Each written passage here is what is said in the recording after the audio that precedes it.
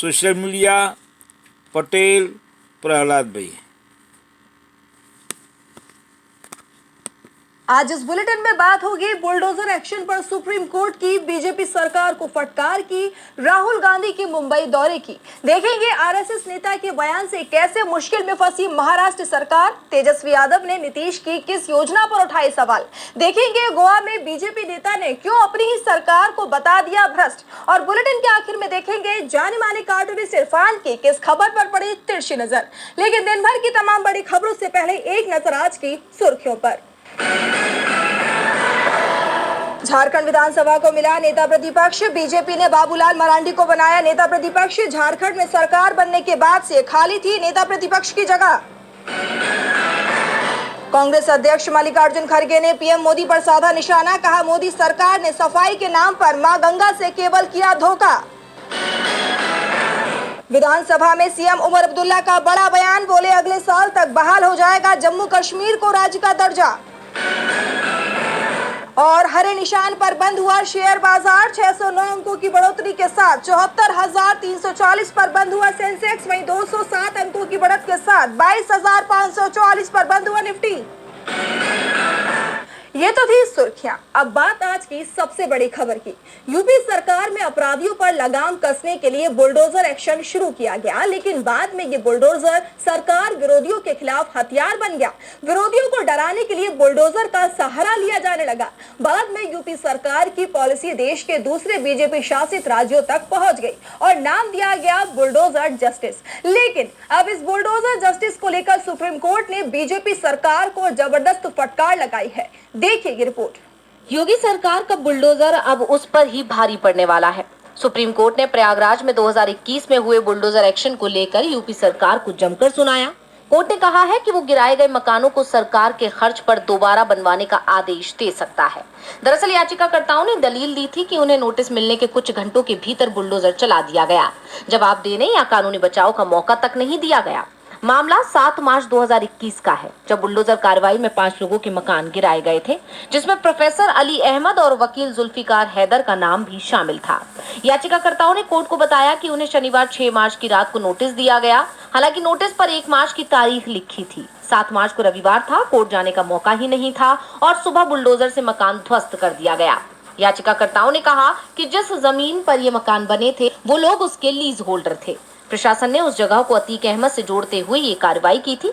Supreme court में सुनवाई के दौरान जस्टिस अभय एस ओका और एन कोटेश्वर सिंह की बेंच आनन फानन में मकान गिरा दिए जाने को गलत करार दे रही है। जस्टिस ओका ने कहा कि क्या आपको पता है कि संविधान में अनुच्छेद 21 यानी जीवन का अधिकार जैसा भी कुछ है। जिस तरह का ये मामला है उसका एक समाधान ये हो सकता है कि हम सरकार के खर्च पर इन मकानों को दोबारा बनवाएं। तो सुप्रीम कोर्ट ने बुलडोजर एक्शन पर कोर्ट के ही फैसले का जिक्र किया, जिसमें कहा गया था कि लोगों को पर्याप्त समय और कानूनी बचाव का मौका देने के बाद ही विध्वंस की कार्रवाई हो सकती है। कोर्ट ने प्रशासन की तरफ से दिए गए नोटिस की प्रक्रिया पर भी सवाल उठाए, पूछा कि जो तय प्रक्रिया है उसे क्यों नहीं अपनाया गया।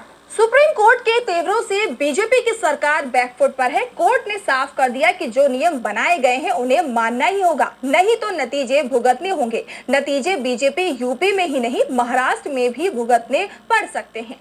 राजकीय धारावी बस्ती का मामला बीजेपी की परेशानी बनता दिख रहा है। विपक्ष के नेता राहुल गांधी धारावी पहुंचे और लोगों से मुलाकात की। तो राहुल के मुंबई दौरे से क्यों परेशान दिखी बीजेपी, जानने के लिए देखिए ये रिपोर्ट। लोकसभा में नेता प्रतिपक्ष राहुल गांधी ने मुंबई में धारावी का दौरा किया। इस दौरान राहुल ने स्थानीय लोगों की मुलाकात करने के साथ साथ चमड़ा व्यापार से जुड़े श्रमिकों से बातचीत की। बता दें कि विधानसभा चुनाव में राहुल गांधी ने धारावी का मुद्दा उठाया था। कांग्रेस धारावी रीडेवलपमेंट प्रोजेक्ट को एशिया का सबसे बड़ा घोटाला बताती रही है। इसके साथ ही राहुल ने इस दौरे में चमड़ा व्यापार के मजदूरों को पेश आने वाली चुनौतियों को भी समझा। राहुल गांधी ने जिन जगहों का दौरा किया उनमें चमार स्टूडियो फैशन ब्रांड भी शामिल है, जिसे राजभर ने स्थापित किया।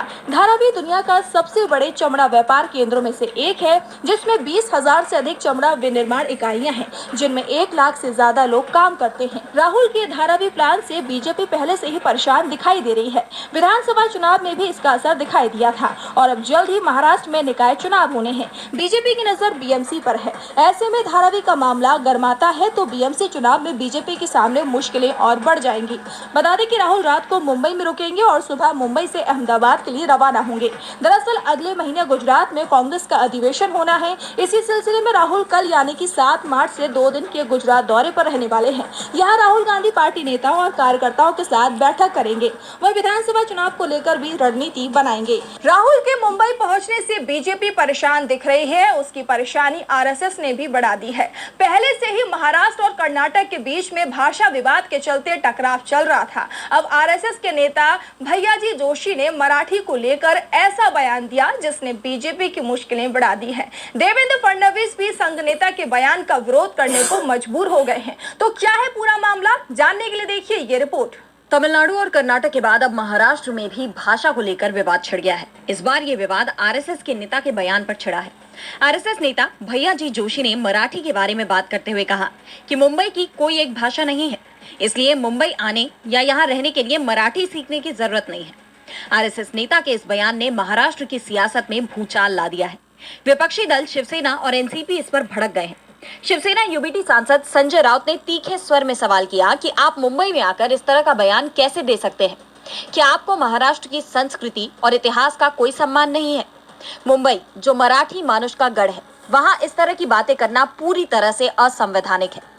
राउत ने यह भी पूछा कि भैयाजी जोशी को इस तरह का बयान देने का अधिकार किसने दिया? उन्होंने मुख्यमंत्री देवेंद्र फडणवीस को भी आड़े हाथों लेते हुए कहा कि आप महाराष्ट्र के सबसे बड़े पद। If you're over 50 in the मैं फिर एक बार सरकार की तरफ से कहना चाहता हूं कि महाराष्ट्र की भाषा मराठी है। यहाँ पर सभी भाषा का सम्मान किया जाता है। इस बीच भैयाजी जोशी ने भी सफाई दी कि उनके बयान से गलतफहमी हुई है। महाराष्ट्र की भाषा मराठी है।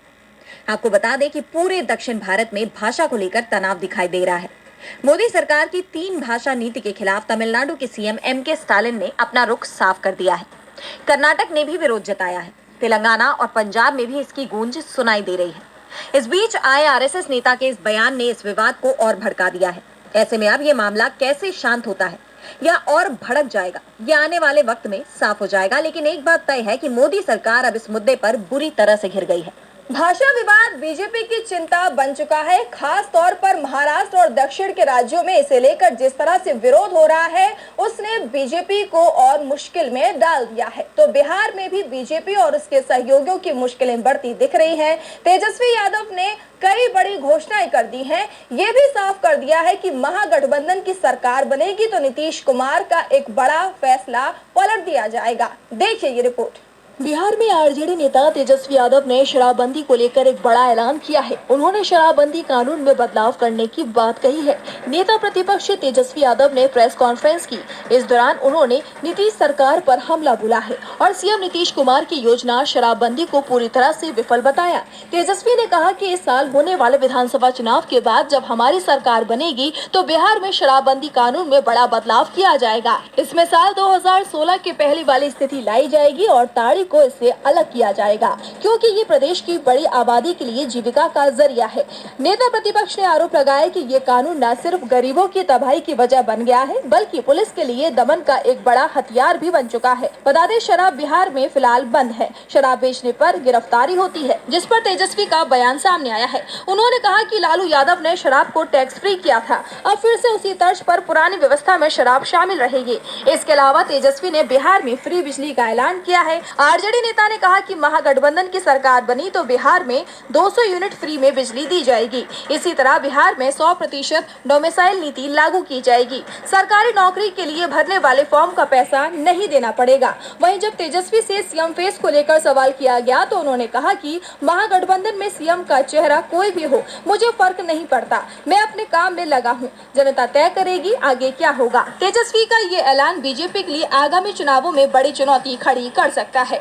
शराबबंदी का मामला एनडीए की भी परेशानी बना हुआ है। हम और बीजेपी इसे लेकर नीतीश कुमार पर पहले तीखे हमले कर चुके हैं और अब तेजस्वी यादव ने भी इसे लेकर बड़ा ऐलान कर दिया है। बिहार में इसी साल चुनाव होने हैं, ऐसे में तेजस्वी बेहद सधी चाल चल रहे हैं। लेकिन गोवा की बीजेपी सरकार की चाल जरूर बिगड़ती दिख रही है, क्योंकि बीजेपी के दिग्गज नेता ने ही अपनी सरकार को लेकर कहा है कि यहाँ तो बिना रिश्वत के कोई काम होता ही नहीं है। देखिए ये रिपोर्ट। बीजेपी नेता और गोवा के पूर्व मंत्री पांडुरंग मडकाईकर ने अपनी ही सरकार पर भ्रष्टाचार में लिप्त होने का आरोप लगाया है। पांडुरंग ने कहा कि उन्होंने अपनी फाइल पास करवाने के लिए एक मंत्री के पीए को रिश्वत दी थी। मटकाईकर ने इस मंत्री का नाम नहीं लिया। उनका आरोप है कि सीएम प्रमोद सावंत की कैबिनेट के मंत्री पैसे गिनने में व्यस्त हैं। बीजेपी नेता ने आगे कहा कि कुछ भी नहीं हो रहा है, सभी मंत्री सिर्फ पैसे गिनने में व्यस्त हैं। गोवा में कुछ नहीं हो रहा है। पिछले सप्ताह मैंने एक मंत्री को एक छोटे काम के लिए लगभग 15 से 20 लाख रुपए दिए। मैं उनका नाम नहीं लेना चाहता। उन्होंने मेरी एक फाइल ली जो मैंने विभाग से प्रोसेस की थी। वो फाइल लेकर घर चले गए और संदेश दिया कि अगर कोई उस फाइल को लेने आए तो उसे उनसे मिलकर आना होगा। मटकाईकर ने आगे कहा कि मैंने अपने मैनेजर को मंत्री से मिलने भेजा। उन्होंने मुझे उनके पीए से मिलने के लिए कहा। उनके पीए ने सीधे 15 से 20 लाख रुपए की मांग की। ये पैसा पिछले सप्ताह दिया गया था। ये एक नियमित काम था। मैं भी मंत्री रह चुका हूँ। मुझे विभाग में अपनाई जाने वाली प्रक्रियाओं का पता है। जब मैं पार्टी छोड़ूंगा तो मैं उनका नाम लूंगा। उन्होंने गोवा में भ्रष्टाचार को लूट करार देते हुए कहा कि लोग इन मंत्रियों को घर भेजने का इंतजार कर रहे हैं। अगले चुनाव में कम से कम 50% विधायक नए होंगे। मटकाईकर 2017 से 2019 तक मनोहर पारिकर के कैबिनेट में बिजली मंत्री थे। वो कांग्रेस सरकार के दौरान परिवहन मंत्री भी रह चुके हैं। मटकाईकर गोवा बीजेपी के दिग्गज नेता हैं और उनका ये बयान अब बीजेपी के लिए बड़ी मुसीबत खड़ा कर सकता है। बीजेपी के पूर्व विधायक का काम ही बिना रिश्वत के नहीं हो रहा है। ऐसे में प्रदेश सरकार पर सवाल उठ रहे हैं तो सवाल आंध्र प्रदेश के स्पीकर के फैसले पर भी उठ रहे हैं। विधानसभा स्पीकर ने साफ कर दिया कि सदन में नेता विपक्ष का पद नहीं होगा, तो क्यों विपक्ष को नेता प्रतिपक्ष की कुर्सी देने को तैयार नहीं है आंध्र प्रदेश? जानने के लिए देखिए ये रिपोर्ट।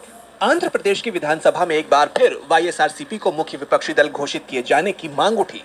इस मांग को लेकर पार्टी के प्रमुख जगन मोहन रेड्डी और विधानसभा स्पीकर के बीच बहस हो गई, लेकिन स्पीकर सी अयन्ना पात्रुडू ने पार्टी के मुखिया जगन मोहन रेड्डी के विपक्ष के नेता के तौर पर मान्यता दिए जाने की मांग को सिरे से खारिज कर दिया। स्पीकर ने जगन मोहन रेड्डी की इस मांग को अनुचित इच्छा करार देते हुए कहा कि नेता विपक्ष पद के लिए किसी भी पार्टी के पास विधानसभा में कम से कम 1/10वां हिस्सा होना चाहिए। राज्य विधानसभा में कुल विधायकों की संख्या 175 है। इस लिहाज से नेता प्रतिपक्ष के लिए कम से कम 18 विधायक होने चाहिए, लेकिन वाईएसआर कांग्रेस के पास सिर्फ 11 विधायक हैं। वहीं स्पीकर के तर्कों को जगन मोहन रेड्डी ने खारिज कर दिया है और सवाल किया है कि जब विपक्ष की एकमात्र पार्टी को सदन में पर्याप्त समय नहीं दिया जाएगा तो विधानसभा में लोगों की आवाज कैसे उठाई जाएगी। उन्होंने दिल्ली और आम आदमी पार्टी की सरकार का उदाहरण देते हुए कहा कि 2015 के दिल्ली विधानसभा चुनावों में जब बीजेपी को 70 में से सिर्फ 3 सीटें मिली थी, तब अरविंद केजरीवाल की पार्टी आप ने बीजेपी को विपक्षी पार्टी का दर्जा दिया था। इस पर अध्यक्ष ने जगन को याद दिलाया कि विपक्ष के नेता के तौर पर मान्यता दिए जाने के लिए आंध्र प्रदेश हाईकोर्ट में उनकी रिट याचिका अभी भी लंबित है। उन्होंने चेतावनी दी कि उनके आरोप विशेषाधिकार हनन और सदन की अवमानना के समान हो सकते हैं। बताते चलें कि वाईएसआरसीपी को पिछले साल हुए विधानसभा चुनाव में करारी शिकस्त मिली थी। 24 फरवरी को बजट सत्र शुरू होने के बाद से ये दूसरी बार है जब वाईएसआरसीपी ने सदन में विपक्ष के नेता की मांग उठाई है। मंत्री एन लोकेश नायडू ने भी विधानसभा में स्पीकर के रुख का समर्थन करते हुए बयान दिया। हालांकि जगन ने स्पीकर के फैसले का विरोध किया है। वाईएसआरसीपी की तरफ से हाई कोर्ट में याचिका लगाई गई है। कोर्ट से न्याय की उम्मीद है तो सुप्रीम कोर्ट की तरफ से एक बड़ा फैसला सामने आया है। कोर्ट ने तमिल पत्रिका पर केंद्र की मोदी सरकार की कार्रवाई को गलत बताया है। तो क्या है पूरा मामला, जानने के लिए देखिए ये रिपोर्ट। मद्रास हाईकोर्ट से केंद्र सरकार को बड़ा झटका लगा है। हाल ही में तमिल न्यूज वेबसाइट आनंद विकटन पर पीएम मोदी और ट्रंप से जुड़ा एक कार्टून पब्लिश हुआ था, जिसके बाद इंफॉर्मेशन एंड ब्रॉडकास्ट मिनिस्ट्री ने 25 फरवरी को वेबसाइट पर बैन लगा दिया था। अब मद्रास हाईकोर्ट ने इस मामले में केंद्र सरकार को वेबसाइट से बैन हटाने का आदेश दिया है। जस्टिस भरत चक्रवर्ती ने सरकार को वेबसाइट पर प्रतिबंध हटाने का निर्देश दिया और पत्रिका से कार्टून वाले पृष्ठ को अस्थायी रूप से हटाने को कहा। न्यायालय ने कहा कि ऐसा कुछ भी नहीं है जिससे पता चले कि कार्टून देश की संप्रभुता पर आघात पहुंचाता है। इस कार्टून में प्रधान नरेंद्र मोदी को बेड़ियों में जकड़ा हुआ दिखाया गया है और वो अमेरिका के राष्ट्रपति डोनाल्ड ट्रंप के साथ बैठे हैं। वेबसाइट www.wikiten.com को 25 फरवरी 2025 को ये कहते हुए ब्लॉक कर दिया गया था कि वेबसाइट देश की संप्रभुता पर आघात पहुंचाती है। वेबसाइट आनंद विकटन की ओर से पेश सीनियर एडवोकेट विजय नारायण ने सुनवाई के दौरान कोर्ट में ये तर्क दिया कि वो कार्टून देश की संप्रभुता, अखंडता या अमेरिका के साथ देश के मैत्रीपूर्ण रिश्तों पर कोई असर नहीं डालता। साथ ही उन्होंने प्रेस फ्रीडम पर जोर देते हुए कहा कि मैगजीन्स के लिए राजनेताओं पर कार्टून पब्लिश करना आम बात है, लेकिन उसके बदले में इस तरह की कठोर कार्रवाई करना असामान्य है। मद्रास हाईकोर्ट के इस फैसले को केंद्र सरकार के फैसले के खिलाफ बड़ा झटका माना जा रहा है। और बुलेटिन के आखिर में देखेंगे जाने माने कार्टूनिस्ट इरफान की किस खबर पर पड़ी तिरछी नजर।